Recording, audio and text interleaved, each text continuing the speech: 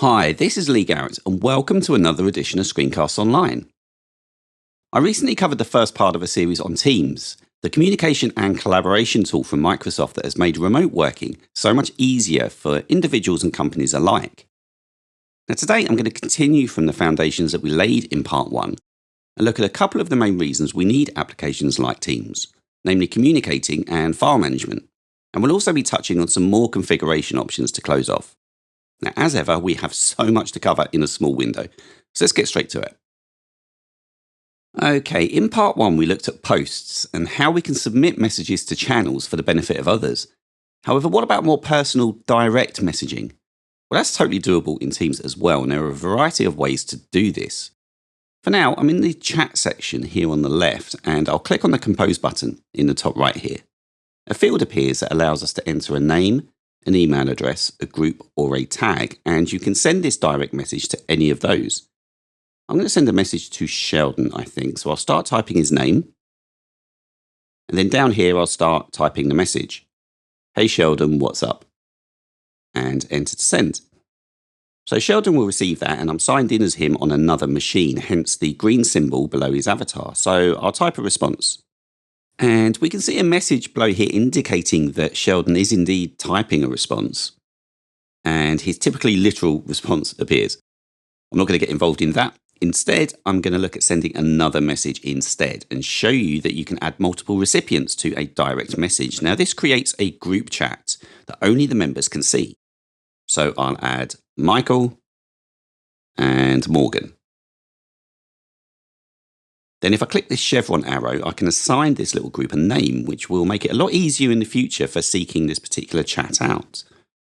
So I'll just call this, asset management, there. And then down here, I'll click to type the new message.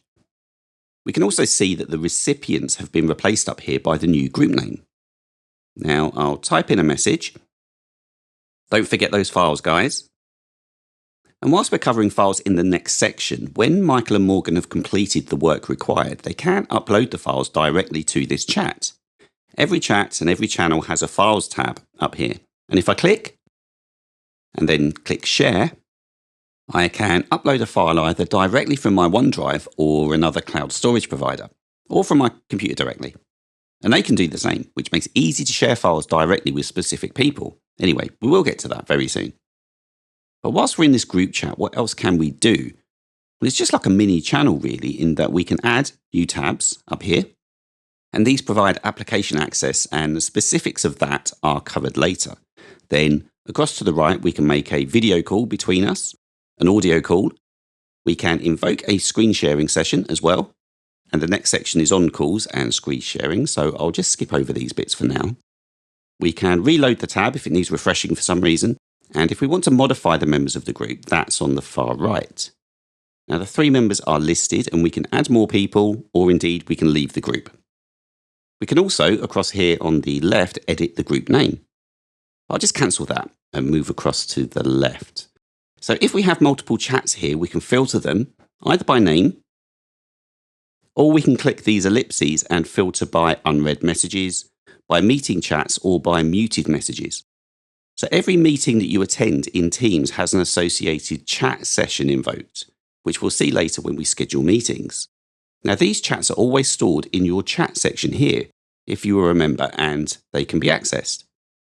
You can also mute individual messages if you no longer want to receive notifications about them.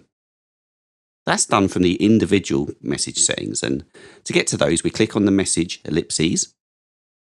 And there's a lot of actions that we can do here. So firstly, we can pop the chat out to a separate window, which is useful if you need to maintain a dialogue whilst you're working on something else, but you don't want this whole Teams experience on the desktop. Simply pop the chat out into a separate window, and then you can position it in a corner and see the updates for this chat as they come in. I'll close that and go back in. So as well as that, we can mark the message as unread. We can pin it so that it appears at the top of the message list. We can add Sheldon to our favourite contacts.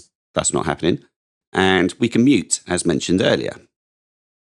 That's just a quick preview of one of this week's Apple-related tutorials from Screencasts Online. Screencasts Online is your premium source of Apple-related video tutorials.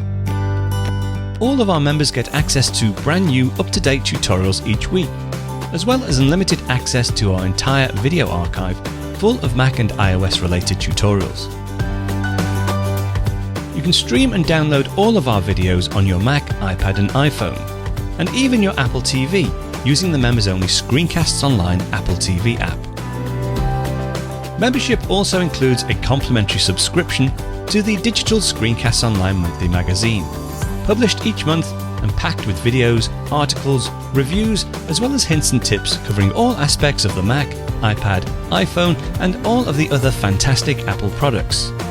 So, if you're ready to start getting the most out of your Apple devices, visit screencastsonline.com today and become a Screencasts Online member.